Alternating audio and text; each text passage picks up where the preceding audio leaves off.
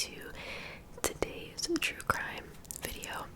I feel weird doing a true crime video in December with Christmas decorations behind me, but I know that you guys have been asking for another true crime for a hot minute now.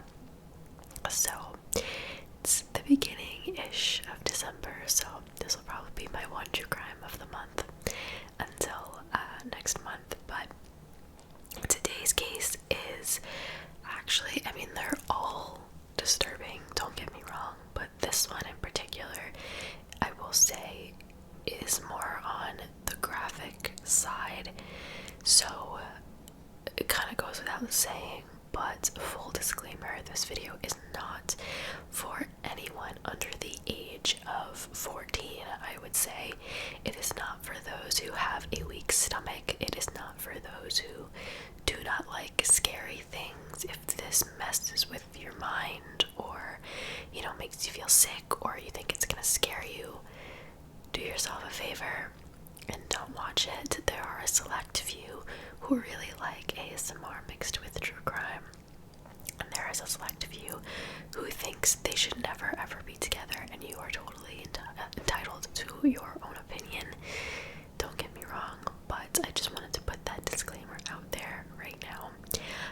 But I hope those of you that do like this combination of things here on YouTube, I hope that you enjoy this. So I was actually in the middle of researching another case, which will probably be the next true crime, but while I was researching that, I came across this case, and we are going to be talking about the case of Richard Chase, who is also known as the vampire killer of Sacramento. So you guys know I like to give a little background information on the people that we're talking about. So Richard Trenton Chase was born on May 23rd, 1950 in Santa Clara, California, and he passed away only 30 years later on December 26th, 1980. So like I said, he is also known as the vampire killer of Sacramento, but he is also known as the Dracula killer, which we will see why as the video goes along. So I don't have too much background information on his family like I normally like to, but from what I understand, he had a pretty happy childhood. His parents did not, abuse him or abandon him. It was said that his parents were disciplinarians. They were strict in raising him, but not to the point of abuse. If he did something wrong, his father would, spank him or whatever, but again, there was no physical abuse, as we'll see once or twice in this whole story. His parents actually attempted to help him, so there was no real abuse on that side, and at least for his early years, he was a pretty happy child. However, there is one thing that we will discuss about his childhood. So I don't know if any of you have heard of the McDonald triad or the triad of sociopathy, but basically it's a belief that there are three things that a child can exhibit in their early childhood, or a combination of any of the two, and if they exhibit those things or do these actions, it's believed that he or she may grow up to be a serial killer or a sociopath. Richard Chase exhibited all three in his childhood, and those three things are wetting the bed beyond a normal age, cruelty to animals, big or small, and setting fires for fun. Richard Chase did all three. So, as he moved through his teen years, Richard developed hypochondria, which is basically this paranoid state of mind where you always believe that you have this serious illness, that you may be dying or you're terminally ill even when you're not. You're always worried that there's something wrong with you.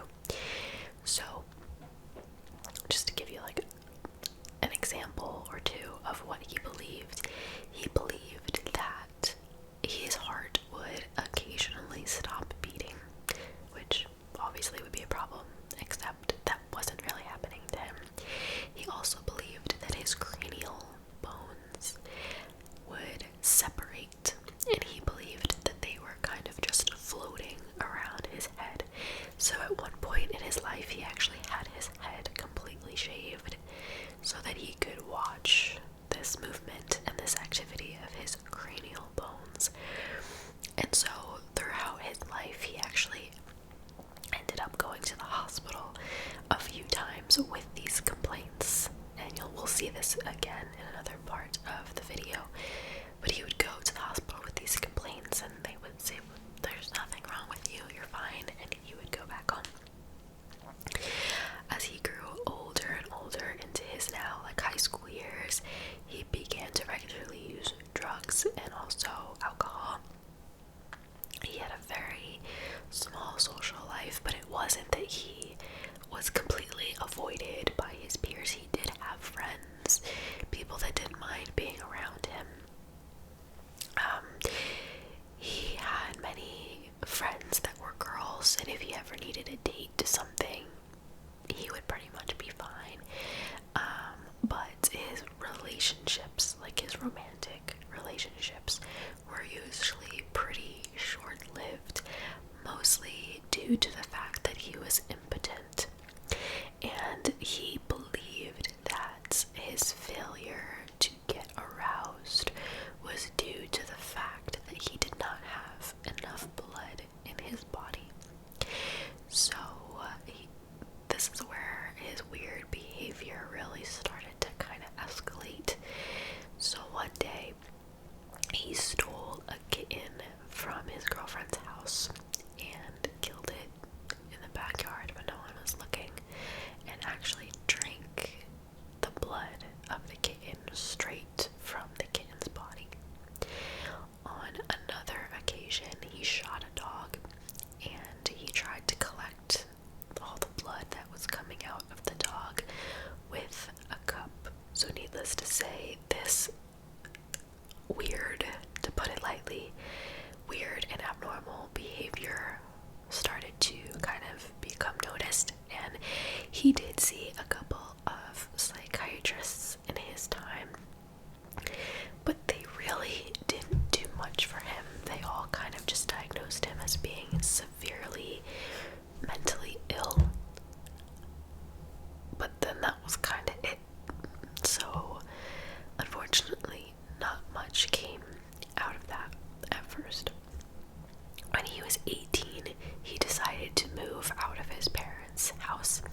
He moved in with a few roommates, but this was very short-lived.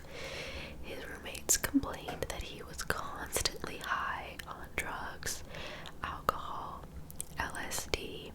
He would also show very weird behavior. For example, he would walk around the apartment completely naked, but he would do so even with company around, and company that he may not know very well, and he would just walk into the room completely naked and just lie on the floor, for example.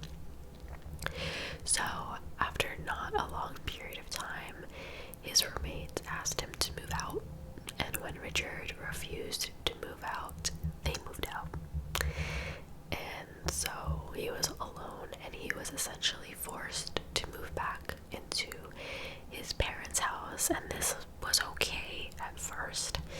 And then his delusions sadly kicked in, and he believed that his mother was actually trying to poison him. So that didn't work out.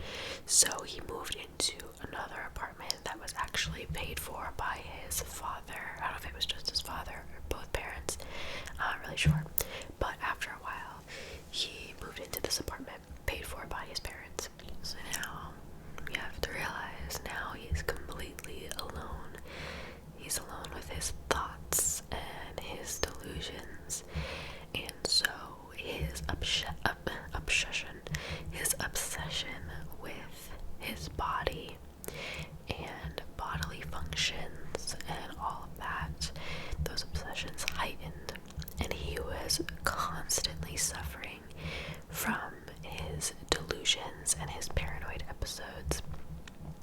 And so again, he had these hypochondriac episodes where he would go to the hospital with these complaints. He believed that his stomach was backwards. He believed that someone actually stole his pulmonary artery. Am I saying that right? Yes, his pulmonary artery. So finally, he was diagnosed as a paranoid schizophrenic, and he spent a short time under psychiatric observation before eventually being released. But out of all of his obsessions that he had with his body and all the issues he believed he had, the biggest one was he believed that his heart was shrinking. And he believed that he found a cure for this. And so, you remember when he killed the kitten and killed the dog and tried to collect the blood and all that? That continued, but even worse, he began catching and killing and disemboweling small animals, and he would eat various parts of the animal raw, or he would blend them up. Because again, he has his own apartment, he's alone, he can do whatever he wants. And there was no one there to tell him, maybe don't do that, you know? And in his mind, you know, a normal person like me, for example, who doesn't have this, I have no idea what would be going on in his brain. You know, I can't pretend to know. And I think it's just really sad. But anyway, we'll get to that later. So this continued for a while until he was 25 years old. In 1975, he actually suffered blood poisoning because he had injected rabbit's blood directly into his veins, and he suffered blood poisoning. So he was involuntarily hospitalized for a while. Doctors would treat him with the, you know, regular medicine that they would give anybody with schizophrenia, but the medication wasn't working really on him. So that led doctors to believe that maybe this was a drug-induced illness rather than like a chemical imbalance or something. They really didn't know, but the medication really wasn't working. While institutionalized, though, he continued this very weird behavior with animals and with little creatures. There was one day where he caught 2 birds out of his window, which I thought in like an institution like that, you had no access to the outside world. Like, I wouldn't think that his windows in his room would open, but I could be totally wrong.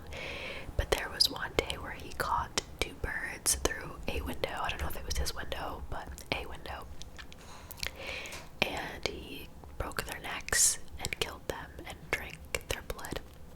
After that, he was sent to a hospital for the criminally insane, and doctors and nurses who were caring for him or even just worked there, everyone knew of him, because how could that not, you know, roam around those stories of him, because it's just so not normal. And a lot of the staff was really afraid of him, rightfully so.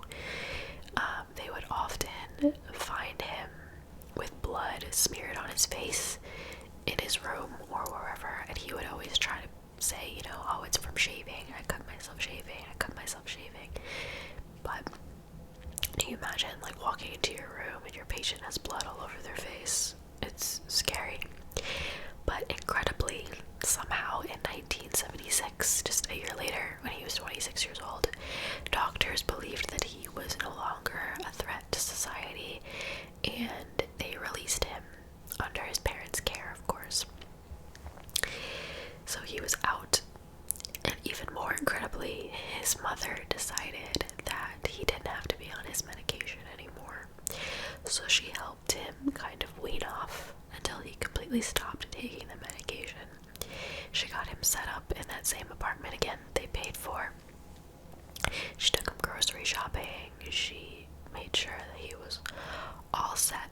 And so now he was in an apartment again, alone, with no medication, and he was unsupervised, which I would assume that the people who let him leave the hospital thought that he was going to be observed by his parents at all times. So I don't want to blame the parents, but I don't know if I would, me personally, if he was released, I don't know if I would let him be alone. But anyway, so now his mental disorders kind of escalated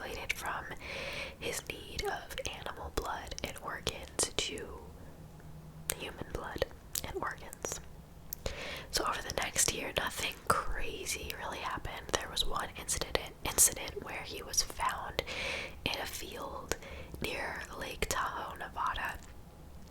He was naked and he was covered in cow's blood. The incident was reported, but nothing ever came of it. He didn't, get in trouble or anything. It was just a very weird incident. But fast forward to December 29th, 1977, Richard Chase would take his first life. And he took this life through a drive-by shooting. The victim's name was Ambrose Griffin. He was a 51-year-old engineer and a father of two. Richard was not identified first as the shooter because he just kind of left the body and, left no evidence at first, so nothing happened with that. Yet, on January 11th, just a few weeks later, it's now set 1978, and he attacked his neighbor. He didn't kill her, but he attacked her and asked for a cigarette, and then he proceeded to restrain her until she handed over the entire pack of cigarettes. But that was it. Didn't kill her. 2 weeks later, he broke into an unlocked house, so I guess he didn't break in, but he, unwelcomely walked into an unlocked house, robbed it. He urinated in a drawer filled with infants' clothing and also urinated on a child's bed. The owner came home with Richard still there, and they, struggled physically for a little bit. The owner attacked him, but he was able to get away, and nothing came of that as well. But a weird and yet important thing to note here is Richard's very weird strategy where he would look for unlocked houses. He believed, and I'm going to read this part, he believed a locked door was a sign that he was not wanted. However, an unlocked door was an invitation to enter, which isn't that what vampires say, in certain shows and movies? So that's also probably where his nickname came from. And he told police officers that later on, once he had committed all his crimes and he was found and captured. So now we're going to fast forward to January 23rd, 1978, where Richard took his second life. Her name was Teresa Wallen. She was pregnant and she was home alone. She was taking out the trash, and Richard walked in through her front door, which was unlocked. He shot her 3 times, sexually assaulted her, and removed multiple organs of hers and drank her blood. He again was not caught right away as the perpetrator of this crime. He also did something with her dog's feces that he found in the yard. I'm not gonna say what, because that's, even for me, I know this video is disturbing in and of itself, but that is even too much for me to say on camera. You can look it up if you want to. We're just gonna let that be. So 4 days later, on January 27th, Richard would take 4 more lives. Their names were Evelyn Mirov, who was 38 years old, her 6-year-old son, Jason, their family friend, Dan Meredith, and Evelyn's 2-year-old nephew, David, whom she was babysitting that day. And when authorities found the bodies in the home, the 2-year-old's body was actually missing. They could not find him. But there was blood on his crib or his playpen, which, made them a little bit worried about whether he made it or not. So Dan's body was found in the hallway. He had been shot in the head. Jason and Evelyn were found in Evelyn's bedroom.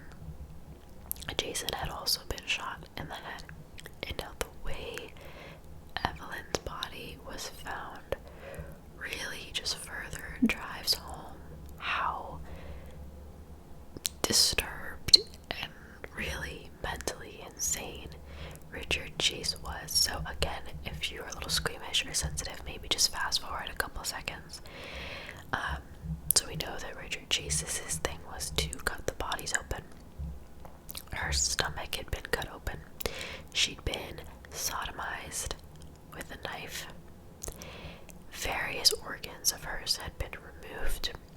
Her throat was cut, and there was a failed attempt at removing one of her eyeballs. Chase later told police, after he had been found out and everything, he later told police that he had taken the 2-year-old to his own apartment, where he had killed him in a not so very nice way, similar to the way that Evelyn passed. And then he disposed of the body at a nearby church afterwards, and the body was later found by police. But the way that they found out that it was Richard, he left a clear handprint and shoe print at the crime scene in Evelyn's blood. So that led police immediately straight to his door. They also had been piecing together patterns and clues of the other murders as well, the other 2, as well as the assaults, and they eventually all tied to Richard, as he had a certain style. And keep in mind, if you're doing the math, that's 6 lives in just about a month's time. So this was all very fresh for police to go off of. When police went to search his apartment, they found that his walls, his floors, his ceiling, his cabinets, and all of his eating and drinking utensils were soaked in blood. There was blood everywhere. So in 1978, he stood trial on 6 counts of murder. To avoid the death penalty, his defense tried to have him found guilty on 2nd-degree murder, to just get a life sentence. And they basically based that off of the fact that he had mental illnesses and that the murders weren't premeditated, like he didn't seek these people out specifically. So they tried to base it on that. But on May 8th in 1980, the jury found him guilty on all 6 counts of first-degree murder, and he was sentenced to death in the gas chamber. They were just so horrified by the details of the case and how he murdered them, and just how far he went and how disturbed he was. They felt that they couldn't just give him a life sentence, so he was sentenced to death in the gas chamber. Other prisoners, knew of him, knew what he did. Word gets around, especially about something like that, I guess, and they wanted him gone faster, and so they would kind of taunt him and tell him to commit suicide, basically. Which is also horrible, but that's what they did. And so whether it was the constant suggestions of them trying to convince him to kill himself, or if he was, having another episode, or he was just that miserable, Richard Chase killed himself through an overdose or by an overdose. He had basically been saving his medication every day, pretending to take it, saving it all, and after he had saved up enough, he just took them all in one day. And on December 26th, 1980, he was found in his cell, dead. And that is how his life ended. So that is the disturbing case of Richard Chase. I looked for statements, from his family. I usually like to have that information, you guys know, at the end of the video, but there really wasn't any. There also weren't as many pictures as I'm used to finding about cases, so for those of you that like the visual aspect, I'm sorry that I couldn't include that And now you see why this was one of the most disturbing cases that I think I have covered. It's just so gruesome, and I don't know, the imagery of it is just a lot. So I hope that you guys enjoyed it. I always feel weird saying that at the end of these videos, because it's like, how could you enjoy hearing about that? You know what I mean? I don't know. But anyway, thank you guys so much for watching, and leave your true crime request down below. If you see any that you agree with, like it instead of